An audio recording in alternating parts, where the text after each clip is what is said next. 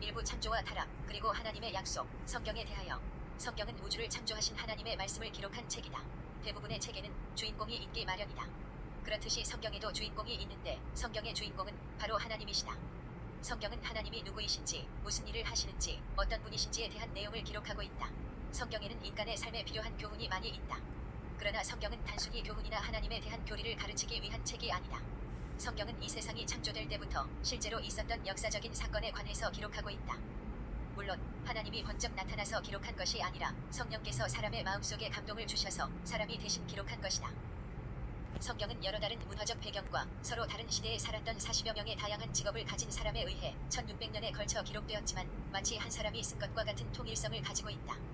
1600년이라는 긴 시간 동안 놀라운 통일성을 가질 수 있었던 비결은 근본적으로 성경의 저자가 한 분이기 때문이다. 이 한 분이 바로 성령 하나님이시다. 성경은 따로따로 기록되었던 것을 하나로 모아 성경 전설을 이루었다. 성경은 크게 두 가지로 분류한다. 구세주가 세상에 오시기 전에 기록한 성경을 구약 성경이라고 하고 구세주가 오신 이후에 기록한 성경을 신약 성경이라고 한다. 구약 성경은 39권으로 되어 있고 신약 성경은 27권으로 되어 있어 전체 성경 전서는 66권으로 이루어져 있다.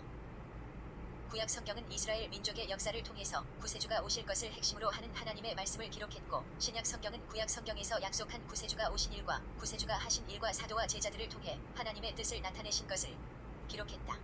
구약 성경을 알아야 신약 성경을 이해할 수 있고 신약 성경을 알아야 구약 성경의 사건을 정확히 이해하고 깨우칠 수 있다.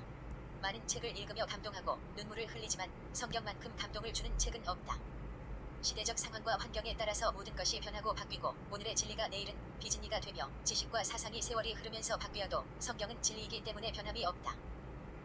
성경의 기록자가 하나님이시므로 하나님이 말씀하신 것은 모두가 진리라는 사실을 인정하면서 이 책을 읽어나간다면 창조주 하나님이 피조물인 인간에게 무엇을 알려주시려 하는지 그 감추어진 비밀을 발견할 수 있을 것이다. 이 비밀을 발견하고 믿는 사람만이 복 중에서 가장 큰 복을 받은 사람이 될 것이다. 책을 기록하는 저자는 자신이 쓰는 책을 통해 독자에게 무엇인가를 알리고자 하는 목적을 반드시 가지고 있다. 성경을 기록한 하나님께서도 성경책을 통해 많은 것들을 사람들에게 알리고자 하셨다. 그 중에서도 가장 핵심 중의 핵심은 구세주에 대한 내용이다. 하나님은 구약 성경을 통해 구세주에 대한 비밀을 감추어 두셨지만 구세주가 이 땅에 오시면서 그 감추어졌던 비밀이 세상에 알려졌다. 하지만 세상 사람들의 귀와 눈이 둔하여 그 비밀을 듣지 못하고 보지도 못하고 있다.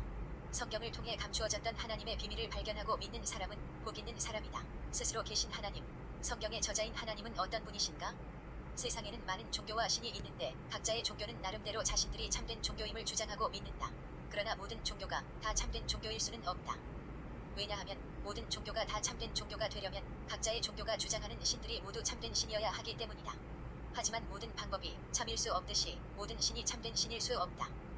수학에서 2 곱하기 3 = 6이 참이라면 2 곱하기 4 = 6이라는 답은 참이 아니며 2 곱하기 5 = 6이라는 답도 참이 아니다.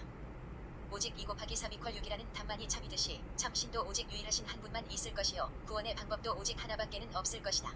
참된 신이 되기 위해서는 몇 가지 조건이 반드시 있어야 한다고 생각한다. 먼저 능력의 한계가 없어야 하고 영원해야 하며 변함이 없어야 한다. 그리고 지혜롭고 거룩하고 공의로우며 선하고 거짓이 없는 진실한 존재라야 한다. 이러한 분이 존재한다면 우리는 그분을 의지하고 따를 수 있을 것이다. 추가로 참된 신이 되기 위한 조건은 무엇보다도 피조물이 아닌 창조주라야 하며 인간이 가지고 있는 육체와는 다른 영으로 존재해야 한다.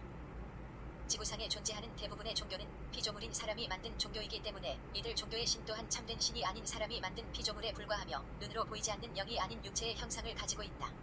하지만 성경에 등장하는 하나님은 위에 참된 신이 되기 위한 조건을 모두 갖추신 유일하신 분이시다. 이 세상의 모든 만물을 하나님이 창조하셨다는데 그러면 과연 하나님은 누가 창조하셨을까? 성경에 등장하는 인물 중에 모세라는 사람이 있다. 모세가 처음 하나님을 만났을 때 하나님께 물었다. 당신은 누구입니까? 나는 스스로 존재하는 자이다. 우리 인간의 상식과 지식으로는 이해할 수 없지만 하나님께서는 스스로 계신 분이시다. 누구도 하나님을 창조한 적이 없다는 뜻이다.